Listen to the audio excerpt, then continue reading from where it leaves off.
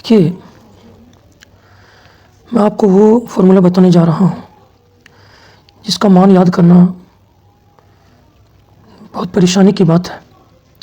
अगर आप इसको गौर से देख लेते हैं तो एक भी वैल्यू इसका याद करने की ज़रूरत नहीं होगा। ठीक है, इसको इम्पोर्टेंट वैल्यू भी बोलते हैं, आप इसको टेबल वैल्यू भी बोल सकते हैं। जैसे मान लीजिए ये है 0 डिग्री, ठीक है, ये है 30 डिग्री, इसमें 45 डिग्री रखिए, इसमें 60 डिग्री, इसमें 90 डिग्री, ठीक है ना।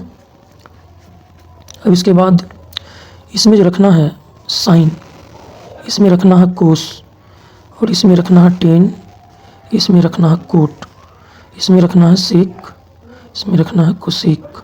समझिए, हमको ये दिमाग में सेट करना है। टेबल पहले बनाना कैसे है, एक वर्ग बनाना है, उसमें 1 2 3 4 5 6 कॉलम लेना है, 6।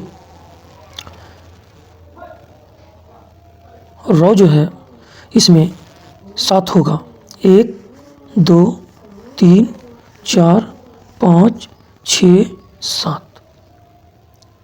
7 रो लेना पड़ेगा, 6 जो है कॉलम लेना पड़ेगा। आपको बना लेना है। सबसे ऊपर वाला रो में इसको छोड़ देना है, इसको छोड़ देना है। 0 30 डिग्री 45 डिग्री 60 डिग्री 90 डिग्री, इसमें साइन कोस टेन। हमको ये सीरियल वाइज याद रखना है कि साइन रखेंगे तब कोस तब टेन, तब कोट होगा तब सेक होगा तब कोसेक होगा, फिर बनाने में मज़ा आएगा। तो बनाना कैसे है, मुझे एक वैल्यू याद नहीं है, इसको मैं 0 मान लिया, ठीक, इसको मैं 1 माना, इसको मैं 2 माना, इसको 3 मान लिया, इसको मैं 4 मान लिया। सभी में 4 से भाग दे दूंगा,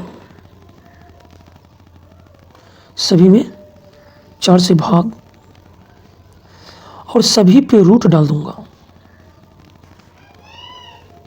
ठीक।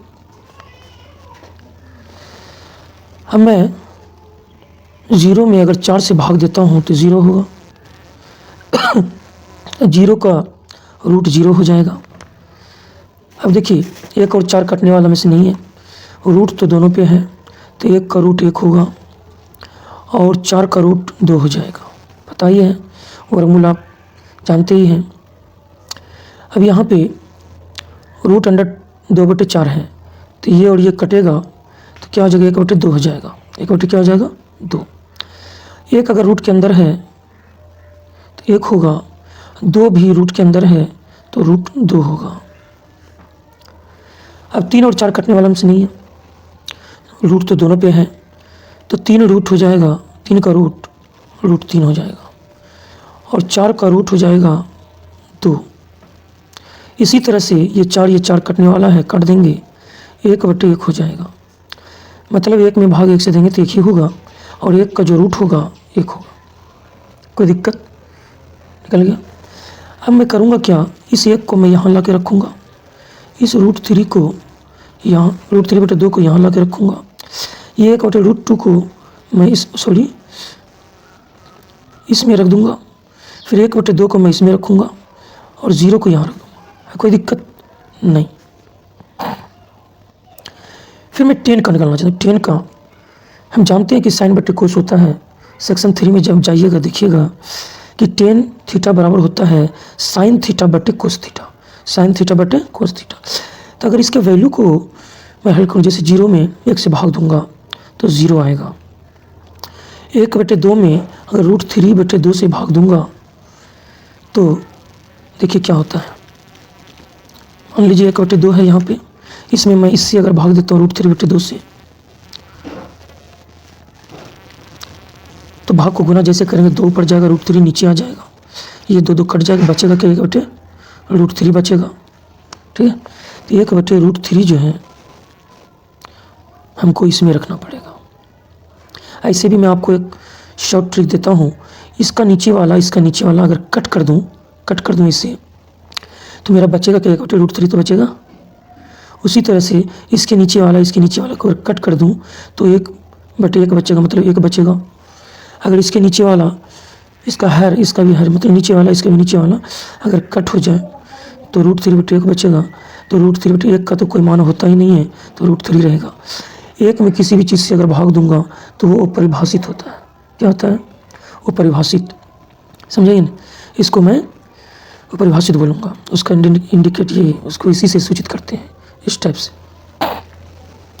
अब जो है कोट का वैल्यू निकालने के लिए कुछ नहीं है, ये जो है इन्फिनिटी का जो यहाँ दिया हुआ है, लिख दीजिए। इस √3 को यहाँ ला दीजिए, ये 1 को यहीं रहने दीजिए, इस 1/√3 को यहाँ ला के रख दीजिए और ये 0 को यहाँ ला के रख दीजिए। है कोई दिक्कत नहीं। अब मुझे क्या करना है, सेक का निकालना है। सेक का फॉर्मूला हम जानते हैं कि 1/कोस होता है। क्या होता है? 1/कोस। या आप ये जान लीजिए, सीधी सी बात है, सेक जो है ना कोस का उल्टा होता है। सेक जो है कोस का उल्टा होता है। अगर सेक का मान b/h हो जाता है, अगर सेक का मान b/h हो जाता है, नहीं h/b हो जाता है, सेक का मान क्या होगा? h/b हो जाएगा। सेक का मान अगर h/b हो जाता है तो कोस का मान हो जाएगा b/h। मतलब नीचे वाला ऊपर चला जाता है, ऊपर वाला नीचे आ जाता है। इसीलिए मैं चाहता हूँ कि कोस का जो मान है 1, इसके नीचे नहीं कुछ तो 1 होगा। 1 होगा तो इसको अगर उल्टा देंगे तो 1/1 ही होगा ना, तो 1/1 का मान तो 1 ही होगा। कोस में देखता हूँ, कोस 30 डिग्री में √3/2 है। इसको जैसे उल्टाऊंगा तो 2 ऊपर चला जाएगा, √3 नीचे आ जाएगा। तो यहाँ पे मैं 2/√3 लिख सकता हूँ। उसी तरह से यहाँ पे है 1/√2, √2 के ऊपर ले जाऊँगा और 1 को नीचे ले आऊँगा तो √2 हो जाएगा। नीचे 1 का कोई मान नहीं है, इसलिए मैं नहीं लिखूँगा। अब यहाँ पे 1/2 है, 1/2 है तो इसको उल्टा दूंगा, 2 ऊपर लेके जाऊँगा, 1 नीचे, तो हो जाएगा 2/1। 1/1 का कोई मान नहीं, 1/1 का कोई मान नहीं। अब 0 का उल्टा की बात करिए, जैसे 0 है, 0 के नीचे नहीं कुछ तो 1 होगा, और जब इसको उल्टाऊंगा तो 1/0 होगा। तो हम बताए हुए हैं कि किसी भी चीज़ में अगर 0 से भाग दिया जाए तो उसका मान इन्फिनिटी होगा। क्या होगा? इन्फिनिटी। तो यहाँ पे इन्फिनिटी देना पड़ेगा। 0 को उल्टा इन्फिनिटी, इन्फिनिटी को उल्टा 0। तो इस इन्फिनिटी को उठा के मैं यहाँ रखूँगा, 2 को यहाँ रखूँगा और 2 को यहाँ रख दिया, √2 को यहाँ रख दूँगा और ये 2/√3 को यहाँ ला के रख दूँगा और ये 1 को मैं यहाँ ला के रख दूँगा। बताइए, मुझे कहीं पे याद रखने की ज़रूरत हुआ? बस मुझे कैलकुलेशन आता है, कैलकुलेशन अगर आ गया और मैं इस बात को अगर समझ लिया तो एक भी मान को याद करने की ज़रूरत नहीं होगा। ठीक है।